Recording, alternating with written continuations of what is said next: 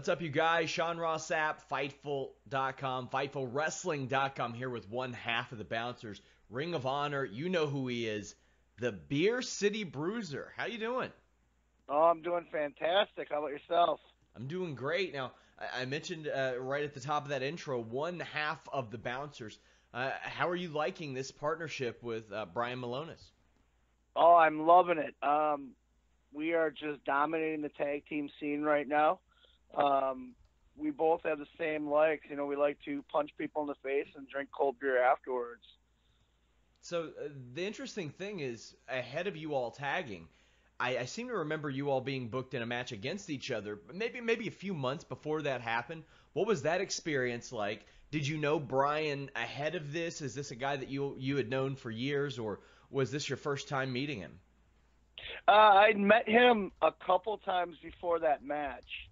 And then he, of course, was in a top prospect tournament and went pretty far in it. I believe he lost to Josh Woods. And so when they booked us in that match, I was real excited. And when we had that match, it was just hard hitting, you know, two big horses just going at it. And we were doing things no one really expected. And when the match got over, you know, kind of looked at each other and said, hey, man, instead of beating each other up, we should probably tag together, you know, and we see how far this could go. And, you know, the wheels were put in motion where Silas and I needed a third guy for the sixth man, and we brought Brian in, and Brian and I, you know, kind of just clicked right away. You know, it's one of those things where we just had chemistry inside and outside the ring, and he's one of my best friends now to this day. You mentioned chemistry. You had a lot of that with Silas Young as well. I mean, that was such a natural fit. Just a couple of guys who were characters, colorful characters rather, in a company where you don't have as many colorful characters, but you all could both get it done in the ring too. Explain to me how that came about. Was this similar to the Brian situation, or was this different? Did you know him ahead of time? This was actually completely different. Silas actually only lives about 25 minutes from where I live here in Milwaukee.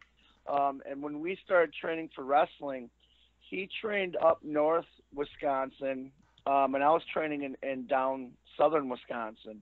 And what happened was when you start going through the indies and stuff, obviously, you know, you cross paths with guys. And Silas and I were almost on every single indie show around here. And then, you know, we both started becoming a little more successful, me moving to Harley's, him going to, like, places like AEW and stuff like that, where we kind of kept in touch just to help each other out with indie bookings. And then when we started, you know, he started with Ring of Honor way before I did. And when I came into Ring of Honor, it was kind of cool because it's like, okay, cool, here's a guy I know I'm comfortable with. The funny story was when we were on the indies, we only tagged once in the so many years that we knew each other. Get to Ring of Honor, and they throw us together in July of, I forget the year, but we ended up having the Wrestle War Machine, and it was like we clicked right away, and that's what started us, you know, being a tag team in Ring of Honor. So, yeah, it was complete opposite. I knew Silas pretty much. We've known each other our whole careers, you know, and just had chemistry because we knew each other and we traveled with each other and everything.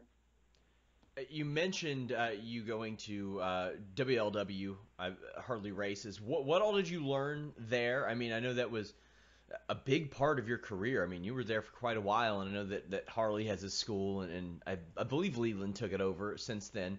What did that mean for your career, working with, around, under that type of family? It was amazing. I always refer to it as I started here in Milwaukee under a guy named Trevor Adonis, and that was like going to grade school and high school. And then I moved to Missouri for the 5 years that I was there, and it was like going to college with Harley. I learned so much more about the business part of wrestling. We used to have training, you know, every Tuesday, Wednesday, Thursday from 5 to 8.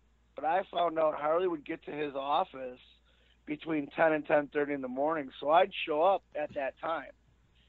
every single day, Monday through Friday. I'd show up whenever Harley was there, and I'd just sit there and I'd help do chores around the school and help him, if he needed help with anything. And then in return, we'd watch some of his old matches, and he'd break them down for me. Or he'd break out the old Wrestling at the Chase. He had the actual booking sheets from Wrestling at the Chase, and he'd break them down, why they did certain things in certain matches. And then, obviously with training and stuff, I trained with a great group of guys. Joe Henning was there, who is Curtis Axel now. Ted DiBiase Jr. was there. For a while, Richie Steamboat was there. Reed Flair was there for a little bit. And it was just, you're in the ring with these talented guys, and you have a guy like Harley overlooking everything. And then we'd stay later after camp. Camp would get done at 8. I wouldn't leave till 9, 10 o'clock just because in my head, I moved to Missouri for wrestling. So I'd try and take as much time as I could. And I would just be that annoying kid that would bug Harley, but Harley would open up and just teach me everything. And I feel the school, I went there 2 years ago. They have that week-long camp for Harley, and Leland kept it going, and he brought me in as a coach to represent Ring of Honor and kind of show, hey, you go full circle. You start with a camp here and look where you end up. And it was really cool to go back to the school and see that Leland's doing a really good job with it. So we also heard, I think it was late last year, that WWE had some interest in you. Did you have any conversations with the company, and what made you decide against that? Because I'm sure you heard the rumors, even if you didn't. Yeah, no, I was approached by them. They sent their feelers out, and with our contracts, there's only so much you can talk about. But yeah, I spoke with them. I ended up going to an NXT show to meet with them. We had conversations, and then I went back, and I was open with Ring of Honor. Hey, this is the interest. I decided to stay with Ring of Honor for one. Brian and I had just started tagging, and I felt really good about the tag team. I felt really strong about it. And two, I liked the offer that Ring of Honor gave me better. I liked the schedule a little bit better. I liked the money that was involved. So I decided to stick around with that, and WWE just said, okay, well, we'll see what happens when your contract's up. And I love Ring of Honor. I think Ring of Honor is a great place to work. I love our schedule. I love the creative freedom that we have there. With Brian and I tagging again, it kind of lit a new spark under me. Because I love tag team wrestling, but I really love it when you have chemistry with a guy. And the ideas that we're having, and now we're going into a big program with the Kingdom, who are some of the top heels in Ring of Honor, and I'm really, really excited. So, were they interested in you from an in-ring standpoint, a coach standpoint, a little bit of both? Because we see that as well with WWE. They bring a lot of people in that they know can work, they know can be versatile, and can teach other people. The conversations are just in ring, but I know as far as I'm concerned, for my career, I do want to transition over into a coaching standpoint, and that never came up with them, but it's come up with Ring of Honor because we have the Ring of Honor dojo in Maryland, and I've actually said to them, hey, I'd like to start, doing some of that. So we're in the process of kind of working things out. When it came to the WWE stuff, no, they're just interested in ring right now at that point in time, and conversations never really got that far. But again, with Ring of Honor, it has gotten that far, and I'm really excited, that the conversations have at least begun. Because I currently train at the Thumper's Den Wrestling Academy here in Milwaukee, and I've been doing that now for 4 years, and I have a lot of students that have gone on to success, and they're getting their shots, and it's really cool to see. You mentioned being in Milwaukee, and you mentioned the dojo being in Maryland. Is that something you'd be willing to relocate for? Yeah, I've relocated so many times for wrestling, I'm okay with it. In order to make it in wrestling, you got to pick up and move. You can't be stagnant in one area too long. I learned that moving to Harley. In fact, that's what Harley had taught me. You got to move around. You got to go to he referred to them as territories because obviously that's Yeah. when he broke in. But you got to go to the different territories. So yeah, if that becomes an option, oh yeah, I'll pick up and I'll move in a second. So, kind of an easy transition. Most guys your size don't get up and move around, or at least that used to be the tradition. That ain't the case with you. I remember specifically the beautiful frog splash from the top rope to the outside through the table on Jay Lethal. What goes through your mind when you hit something like that? Like, are you in midair saying, damn, this does look good. I can tell it looks good. This is a special moment for me. I'm actually not thinking anything while I'm doing it.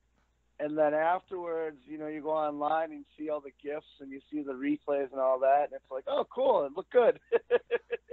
And then usually it's the next day or two where you're like, oh, yeah, I'm starting to feel that now because your body starts to tighten up.